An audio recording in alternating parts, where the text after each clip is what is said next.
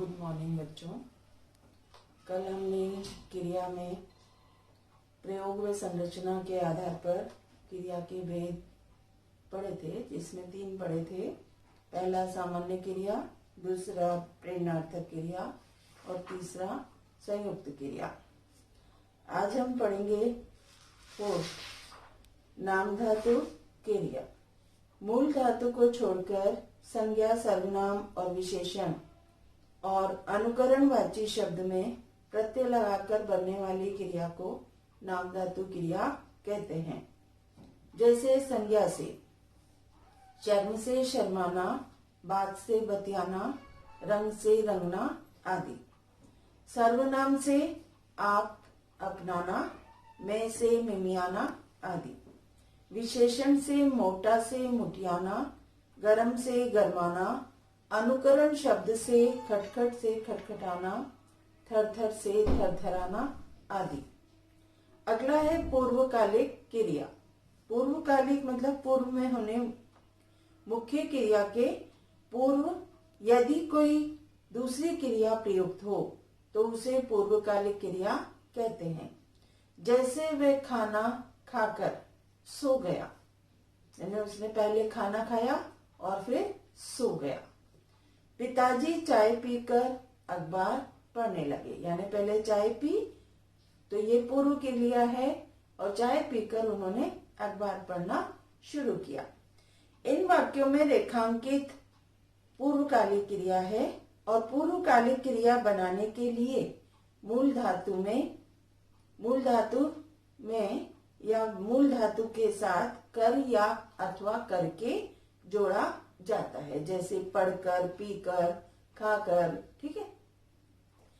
अब नेक्स्ट है तात्कालिक क्रिया। जब पहली क्रिया के तुरंत बाद मुख्य क्रिया होती है, यानी पहली क्रिया के तुरंत बाद मुख्य क्रिया होती है तो पहली क्रिया को तात्कालिक क्रिया कहते हैं।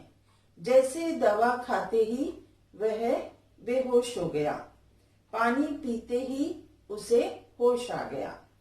इनकी क्रिया धातु में ते या ही प्रत्यय लगाकर किया जाता है। पूर्वकालिक और तात्कालिक दोनों का प्रयोग मुख्य क्रिया से पहले होता है, परंतु दोनों में अंतर है।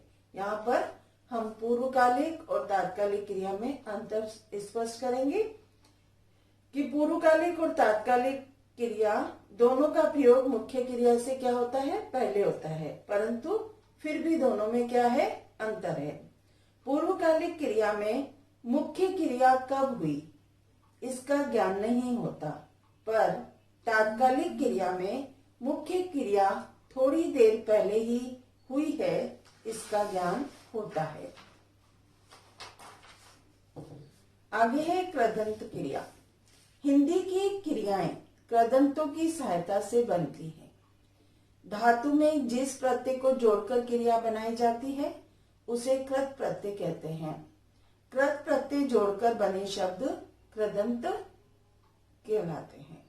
जैसे वर्तमान काल में कृदंत पढ़ प्लस ता पढ़ता, गिर प्लस ना गिरना। भूतकालिक में पढ़ प्लस आ पढ़ा, लिख प्लस आ लिखा। पूर्वकालिक में चल प्लस कर चलकर, गा प्लस कर गाकर। अब यह भी जानना है कि जब कोई क्रिया मुख्य क्रिया से जुड़कर एक नयापन या विशिष्टता ला देती है तो उसे रंजक क्रिया या सहायक क्रिया भी कहते हैं। वह परेशान था, वह कल जा रहा है, यह बगीचा है। रेखांकित शब्द रंजक या सहायक क्रियाएं हैं।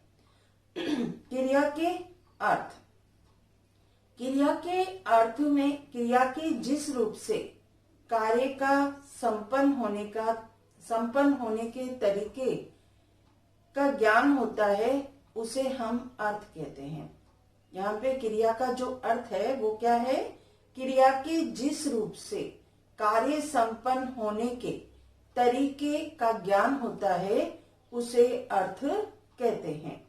अर्थ के 5 भेद हैं। कितने भेद हैं? 5। पहला है निश्चयार्थक।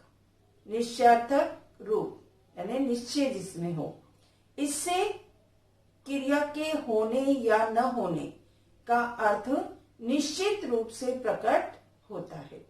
जैसे राम खेलता है, सुरेश जयपुर नहीं गया, यानी इसमें निश्चय हो जाता है।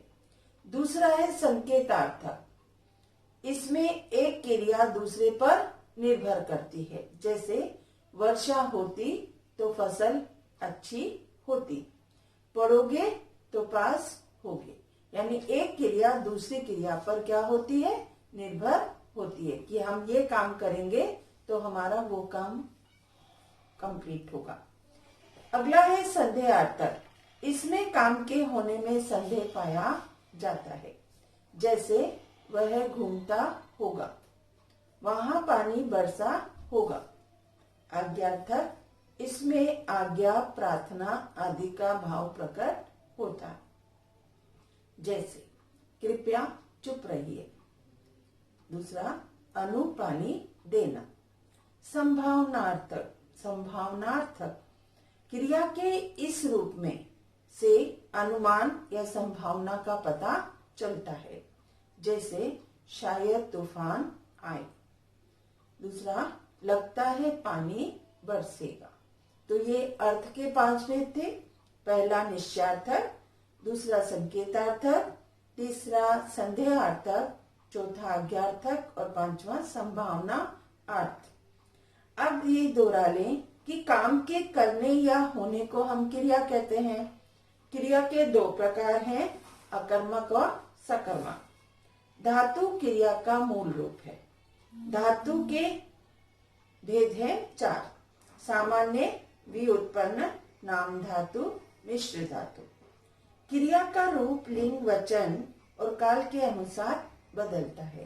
क्रिया का रूप किस किस से बदलता है, लिंग, वचन और काल के अनुसार।